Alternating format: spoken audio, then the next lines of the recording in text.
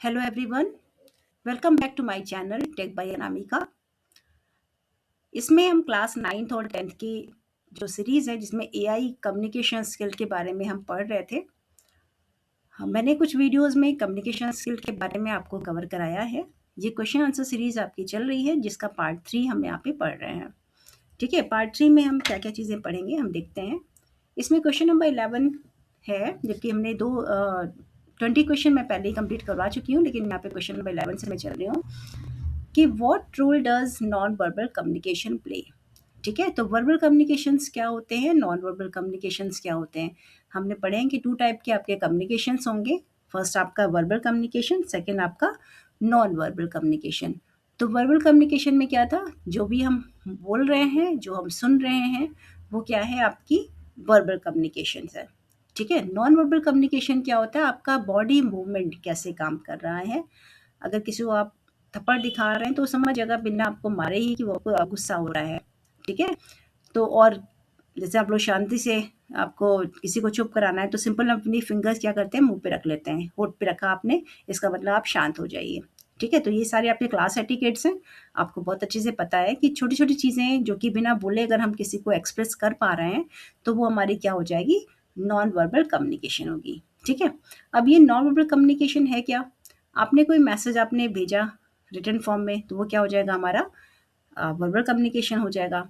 ठीक है, अब इसमें क्या होता है कि हमने पढ़ा था लास्ट जो वीडियो मैंने क्वेश्चन आंसर सीरीज़ की मैंने बनाई थी, उसमें मैंने आपको कहा था कि वर्बल कम्युनिकेशन से कुछ बैरियर्स हैं। फर्स्ट ऑफ ऑल आपका कल्चरल बिहेवियर, जैसे हमने कहा कि कल्चर डिफरेंस आपका हो गया। ठीक है, फिर दूसरा आपका है कि हर कल्चर में आपके एटिकेट्स अलग होते हैं, कुछ तरीके तौर तरीके अलग होते हैं। ठीक है, जो कि आपके, अगर हम सिंपल वर्बल कम्युनिकेशन की हम बात करें तो वो आपके मिसमैच कर जाते हैं। लैंग्वेज बैरियर आपके आते हैं। ठीक है, तो जनरली हम लोग ट्रांसलेटर से कवर अप कर पाते हैं, लेकिन कई बार होता है कि हम नहीं कर पाते हैं। ठीक है, तो नॉन वर्बल कम्युनिकेशन से क्या होता है कि आप अपनी बात को बिना बोले किसी को समझाना चाहते हैं, then we use non verbal communication. ठीक है, अब क्वेश्चन नंबर 12 की बात हम करेंगे। यहाँ पे कह रहे हैं कि type of non verbal communication, तो ये आपको सारे टॉपिक्स जो भी हैं वो बहुत ही अच्छे से आपको याद करने हैं, क्योंकि आपको एग्जामिनेशन में एज इट इज़ क्वेश्चन के आंसर आपको लिख के आना होगा। तो शॉर्ट क्वेश्चन आपके होंगे जो भी, तो उसको याद कर पढ़ेंगे आप कैसे, कि फर्स्ट आपका है फेशियल एक्सप्रेशन। ठीक है, अच्छे से हम जानते हैं, कोई अगर फेशियल किसी को गुस्सा हो रहा है, इमोजी आप लोग बनाते हैं बहुत आजकल तो भेजते हैं फटाफट। ठीक है, तो इमोजीज का मतलब क्या होता है, फेशियल एक्सप्रेशन, रोने का मुंह बना दिया, बहुत आपका सैड हो, बहुत गुस्सा हो रहा हो तो एंग्री आपका फेस आपका दिख गया। ठीक है, तो इमोजीज जो बच्चे बना रहे हैं, जो बच्चे देख रहे हैं उसको, जो फटाफट टाइप करते हैं, तो वो पता है कि हम टाइप नहीं करके भेज रहे हैं, you are not sending words. ठीक है, इन व्हाट्सएप, बट आप जैसे आप इमोजी सेंड करते हैं तो उससे क्या होता है कि आपने अपनी जो एक्सप्रेशंस हैं, जो फीलिंग्स हैं, वो आपने सेंड की। ठीक है, तो ऐसे हमारा जो फेशियल एक्सप्रेशन है वो भी क्या आपका शो करता है, आपके जो एक्सप्रेशंस हैं, आपकी जो फीलिंग्स हैं वो आपको शो करता है। तो आप हैप्पी हैं या सैड हैं, ये आपको शो करना है। तो फेशियल एक्सप्रेशन से आप उसको डिनोट कर सकते हैं या आइडेंटिफाई कर सकते हैं। किसी का चेहरा देख रहे हैं, वो गुस्से से है, लाल है, तो आप उससे उसमें बात नहीं करेंगे। ठीक है, पोस्चर्स क्या होगा, आपके बैठने का पोस्चर बताता है, या खड़े होने का या चलने का, कि आपका कॉन्फिडेंस कैसा है। ठीक है, बॉडी का जो पोस्चर है वो आपको बताता है। ठीक, जेस्चर्स और बॉडी लैंग्वेज कैसा है आपका, बॉडी लैंग्वेज आपको बतानी है। आप कंधा झुका के बैठे हुए हैं, ठीक है, आंखें नीची हैं आपकी, आप किससे बात कर रहे हो तो आई कांटेक्ट से बात नहीं कर रहे हैं। ठीक है, तो ये सारी चीज़ें आपकी नॉन वर्बल कम्युनिकेशन में आ जाता है। आगे हम नेक्स्ट पढ़ते हैं कि टच, किसी को अगर कोई बीमार है, कोई परेशान है, आप सिंपल उसको टच करके आप उसको हल्का सा थपथपा देते हैं, तो उसकी काफ़ी सारी जो फीलिंग्स है वो निकल के आ जाती है। ठीक है, कुछ स्पेस मेंटेन करना है। जैसे दो लोगों के बीच आप कम्युनिकेशन कर रहे हैं तो कितना आप क्लोज हैं या कितना आप डिस्टेंस मेंटेन कर रहे हैं, या थोड़ी और वो कर रहे हैं, तो ये सारी चीज़ें भी आपकी नॉन वर्बल कम्युनिकेशन में आता है। ठीक है, और आई कांटेक्ट की बात जैसे मैंने आपको बताई कि अगर हम किसी से कोई बात कर रहे हैं तो वो आपका आई कांटेक्ट के थ्रू क्या होता है कि आपकी कॉन्फिडेंस आपका शो करता है। ठीक है, आप कुछ छुपा नहीं रहे, ये आपको बताता है। पैरा लैंग्वेज में क्या होता है कि आप लैंग्वेज के थ्रू नहीं, लेकिन इनडायरेक्टली इनडायरेक्टली, जैसे आपकी वॉइस है, आपकी स्पीड कम ज़्यादा हो रही है, वर्ड्स तो वर्ड्स हैं, आप तो वर्ड्स तो बोल रहे हैं, लेकिन वर्ड्स बोलने के साथ ही जैसे लोग कहते हैं इसका झूठ पकड़ा गया, तो कैसे झूठ पकड़ा गया? इसका मतलब वो जो बोल रहा है उसकी कहीं न कहीं पिच में गड़बड़ी है, यानी कि उसकी टोन ऊपर-नीचे हो रही है। वो बोल तो सही रहा है, वर्ड टू वर्ड आपने सही बताया है, लेकिन जो वर्ड टू वर्ड आप सही बता रहे हो, लेकिन आपकी जो टोन है, बोलने का जो तरीका ऊपर-नीचे हो रहा है, इसका मतलब है कि आप कहीं पर कुछ गड़बड़ कर रहे हो। ठीक है? तो ये जो चीज़ें हैं, ये आपके नॉन वर्बल कम्युनिकेशंस में आती हैं, और नॉन वर्बल कम्युनिकेशन आपका बहुत ज़्यादा इम्पोर्टेंट पार्ट प्ले करता है आपके कम्युनिकेशन में, इंस्टेड ऑफ वर्बल कम्युनिकेशन। यानी कि वर्बल कम्युनिकेशन अगर आप पढ़ते हैं, तो वो मिनिमम मतलब 7% 100 में 7% ही रोल आपका प्ले करता है, जितना आपका बॉडी लैंग्वेज या आपका नॉन वर्बल कम्युनिकेशन प्ले करता है। ठीक है? तो एक बहुत इंपॉर्टेंट क्वेश्चन अभी हमने कंप्लीट किया है। नेक्स्ट क्वेश्चन हमें पढ़ना है।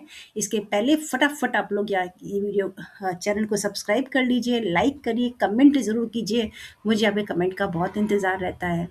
ओके, तो नेक्स्ट क्वेश्चन हम कंप्लीट पढ़ते हैं। क्वेश्चन नंबर 13 आपका है, व्हाट इज़ विजुअल कम्युनिकेशन?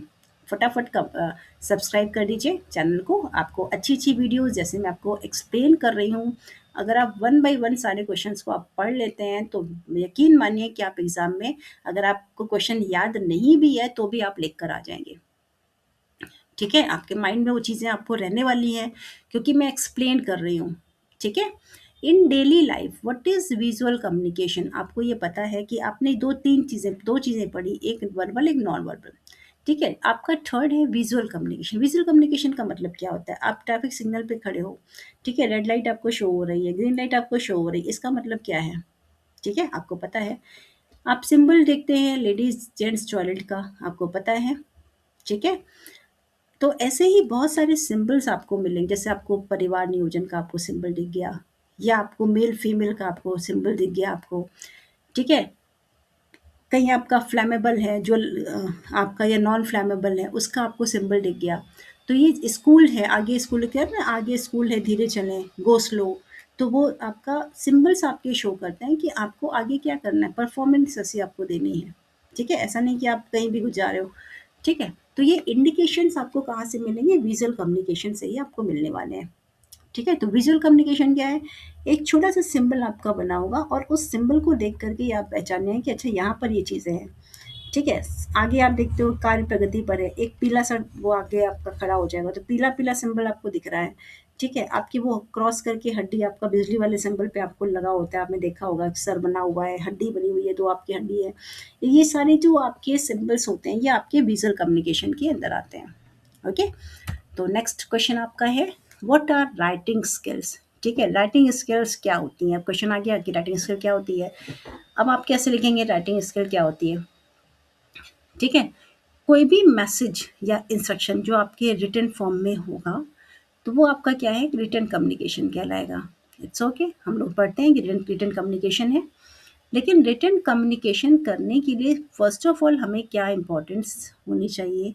आपकी वैकेबलरी इम्पोर्टेंस है। Improve your vocabulary. क्यों? कि आपको लिखने के वर्ड्स ही नहीं आते, बोलना तो आ रहा, लिखना नहीं आ रहा, तो how can you right?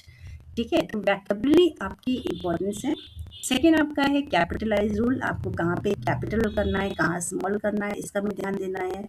Full stop कहाँ लगेगा, ये ध्यान देना है। पंक्चुएशंस कहाँ लगते हैं, यानी कि जब आप लिखते हो, जैसे हम लोग बोलते हैं तो थोड़ा सा रुकेंगे फिर बोलेंगे, तो हिंदी में कहेंगे कि विराम, अर्धविराम आप लोगों ने पढ़ा होगा, जैसे यहाँ पे colon, semi colon, full stop, apostrophe, explanation marks, ये कहाँ पर लगेंगे।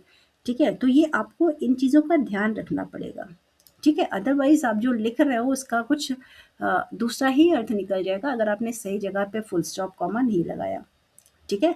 तो ये राइटिंग स्किल बहुत इंपॉर्टेंट है। हम लोग को क्यों लिखवाया जाता है, क्यों पन्ने भरवाए जाते हैं? ठीक है? तो जो टीचर्स ने कह रखा है कि भाई 2-4 पन्ने भर के रखो, आप उसको लिखो, कुछ कॉमा लगाओ, फुल स्टॉप लगाओ, तो इसीलिए कहा जाता है कि आपकी राइटिंग स्किल इम्प्रूव हो जाए। ठीक है? आजकल के स्टूडेंट कहते हैं कि ये इतना क्यों करना? ठीक है? जबकि ये बहुत ही इंपॉर्टेंट चीज़ें हैं। ठीक है? जितना आप राइट डाउन करते हैं, जितना आप रीडिंग स्किल अपनी इम्प्रूव करते हैं, जितना आप राइटिंग स्किल अपनी इम्प्रूव करते हैं, उतना ही ज़्यादा आपको आगे इम्प्रूवमेंट आपको होने वाली है। आपका कॉन्फिडेंस आपका पढ़ने बढ़ने वाला है। वर्ड्स को सोच समझ के खर्च करना है। ठीक है? कहीं भी कुछ भी नहीं बोलना है। ठीक है? तो ये सारी चीज़ों को जब हम ध्यान रखते हैं तो आपकी पर्सनैलिटी ऑटोमेटिकली ग्रो करती रहती है। ठीक है? अब नेक्स्ट क्वेश्चन हम लोग पढ़ते हैं, what are the basic parts of speech in the English language? पूरे टाइम हम लोग ने यही पढ़ा हुआ है, आप लोग को अच्छे से आता भी है कि आपके बेसिक 8 पार्ट्स ऑफ स्पीच हैं। ठीक है? क्यों पढ़ाया जा रहा है? क्योंकि कम्युनिकेशन स्किल आपके एआई में है और ये कम्युनिकेशन स्किल आप कहोगे एआई में कम्युनिकेशन स्किल तो हमें इंग्लिश लैंग्वेज की क्या रिक्वायरमेंट है? ठीक है? लेकिन कम्युनिकेशन करना है तो इंग्लिश में ही कर रहे हैं, तो ऑब्वियस सी बात है कि अब इंग्लिश लैंग्वेज की चीज़ें हम पढ़ेंगे। ठीक है? तो ये बहुत ही इंपॉर्टेंट टॉपिक है, आपको मुझे पता है कि आप जानते होंगे, फिर भी मैं एक बार बताती हूँ कि what are the basic parts of speech? आपका नाउन है, आप जानते हैं noun is a place of person, place और थिंग। प्रोनाउन क्या होता है? What is written in place of noun? ठीक है? एडजेक्टिव क्या होते हैं? जो नाउन की एडवांटेज सॉरी डिस्क्राइब कर रहा है वो आपका क्या हो जाएगा? एडजेक्टिव हो जाएगा। वर्ब आप जानते हैं, ठीक है? कोई काम कर रहा है तो वो आपका वर्ब कहलाएगा। एडवर्ब वर्ब के को डिस्क्राइब कर रहा है, उसकी मीनिंग आप में और ऐड कर रहा है तो वो क्या होगा? एडवर्ब कहलाएगा। प्रीपोजिशन क्या होता है? ठीक है? किसी वर्ड को किसी प्लेस को आपको इंडिकेट करना है तो प्रीपोजिशन, जैसे एट हो गया, ऑन हो गया, इन हो गया, ये आपका क्या हो गया? प्रीपोजिशन हो गया। कंजंक्शन क्या होते हैं? ठीक है? 2 वर्ड्स को या 2 सेंटेंसेस को आपस में जोड़ना है, फ्रेजेज़ हैं, क्लॉज़ हैं, ये तो आपके कंजंक्शंस कहलाते हैं। ठीक है? इंटरजेक्शंस क्या होते हैं? यानी कि अगर हम किसी वर्ड में इमोशंस जोड़ रहे हैं, अपनी फीलिंग्स ऐड कर रहे हैं तो that is called a interjection. ठीक है? तो ये हमारे क्या हो गए? बेसिक पार्ट्स ऑफ स्पीच हमने पढ़ा क्वेश्चन नंबर 15 में। ओके?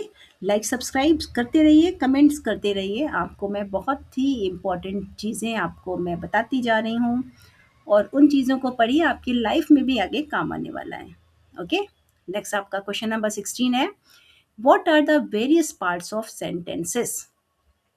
तो वेरियस पार्ट्स ऑफ सेंटेंसेस में आपको पता है कि सेंटेंस में आपके 3 पार्ट्स होते हैं, सब्जेक्ट, वर्ब, ऑब्जेक्ट। ठीक है? अच्छे से आपको पता है कि what are the subject, what are the object, what are the verb. ठीक है? तो मुझे लगता है कि इसमें बहुत आपको डीप में मुझे पढ़ाने की ज़रूरत नहीं होगी। सब्जेक्ट आपको पता है कि जो आपको बोल रहा है किसी काम को करने को तो वो सब्जेक्ट कहलाएगा। जिसको कहा जा रहा है वो ऑब्जेक्ट कहलाएगा। क्या कहा जा रहा है करने को, यानी कि वर्क जो भी आपको करने के लिए कहा जा रहा है तो वो क्या हो जाएगा? वर्ब कहलाएगी। ओके? नेक्स्ट क्वेश्चन नंबर 17 है, how many types of objects are there in English language? तो कैसे आपके किस टाइप के आपके ऑब्जेक्ट होते हैं? आपको आपने पढ़ा है कि डायरेक्ट और इनडायरेक्ट स्पीच। ठीक है? तो डायरेक्ट स्पीच में क्या होता है, यानी कि डायरेक्ट ऑब्जेक्ट्स क्या होते हैं? आप किसी चीज़ को आप डायरेक्टली आप बता रहे हो। ठीक है? जैसे हमने कहा व्हाट और whom।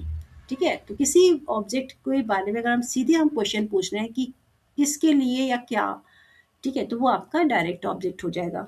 इनडायरेक्ट ऑब्जेक्ट में क्या हो गया कि अगर आपने कहा कि किसी टू whom या फॉर व्हाट, ठीक है? जैसे मैं किसके लिए आप कर रहे हो, तो वो आपका इनडायरेक्ट ऑब्जेक्ट हो गया। ठीक है? जैसे राम ने खाना खाया, ठीक है? राम ने खाना खाया तो क्या है? डायरेक्ट ऑब्जेक्ट हो गया। ठीक है? अब यहाँ पे इनडायरेक्ट ऑब्जेक्ट क्या है ना कि ये किसके लिए आप कर रहे हो, ठीक है? ये मेरी मम्मी के लिए मैं ये काम कर रही हूँ, तो वो आपका क्या हो गया? इनडायरेक्ट ऑब्जेक्ट आपका हो गया। ठीक? नेक्स्ट हमारा क्वेश्चन नंबर 18 है। ठीक है? Types of sentences. ठीक है? ये हमको पता है। टाइप्स ऑफ सेंटेंस का मतलब क्या है कि जब हम किसी वर्ड्स को सॉरी सेंटेंस को जब हम बोलते हैं तो वो सेंटेंस आपका किस टाइप का है। ठीक है? इसका मतलब डिक्लेरेटिव है, हम सिंपल सा वर्ड सेंटेंस पूछ रहे हैं, राम जाता है, राम गोज़ टू स्कूल। ठीक? तो ये आपका क्या है? डिक्लेरेटिव सेंटेंस हो गया। नेक्स्ट आपका है यहाँ पर इंटरोगेटिव सेंटेंस। अब इसमें आपका क्या है कि क्वेश्चन हम पूछ रहे हैं यहाँ पे, आप किसी पूछ रहे हैं कि did you complete your homework? आपने होमवर्क कंप्लीट कर लिया है। ठीक है? Does Ram go to school? आप राम स्कूल गया, जाता है। क्या राम स्कूल जाता है? आपने क्वेश्चन आपने आस्क कर लिया, तो ये आपका कैसे क्वेश्चन हो गया? आपके किस टाइप का क्वेश्चन हो गया? आपका इंटरोगेटिव सेंटेंस हो गया। एक्सक्लेमेटरी सेंटेंस क्या होते हैं? बहुत ही इमोशंस, बहुत ही आपका एक्साइटमेंट आपको शो करना है तो वो आपका क्या होगा? एक्सक्लेमेटरी सेंटेंस कहलाएगा। इम्पेरेटिव सेंटेंस क्या होते हैं? आपने किसी को ऑर्डर देना है, रिक्वेस्ट करनी, please give me a glass of water. Okay? तो that is called a imperative sentence. चलिए नेक्स्ट क्वेश्चन पे हम आते हैं। आपका नेक्स्ट क्वेश्चन है question number 19, what are the paragraph. बहुत ही इंपॉर्टेंट क्वेश्चन है कि पैराग्राफ्स क्या होते हैं, व्हाट आर द पैराग्राफ। ठीक है, तो अब हम ये क्वेश्चन कई बार आता है माइंड में कि हम पूरे पूरे सेंटेंस को एक साथ क्यों नहीं लिख देते, क्यों हम उसे पैराग्राफ से चेंज करते हैं। ठीक है, तो पैराग्राफ में चेंज करने का मतलब होता है कि आप एक ही चीज़ के बारे में डिस्क्राइब कर रहे हैं, लेकिन अगर आप उसके कुछ कुछ चीज़ों को अलग कर देते हैं, ठीक है, तो उससे क्या होता है कि अगर आप किसी एक पर्टिकुलर पैराग्राफ को पढ़ रहे हैं तो आपको कुछ चीज़ों की इन्फॉर्मेशन हो गई।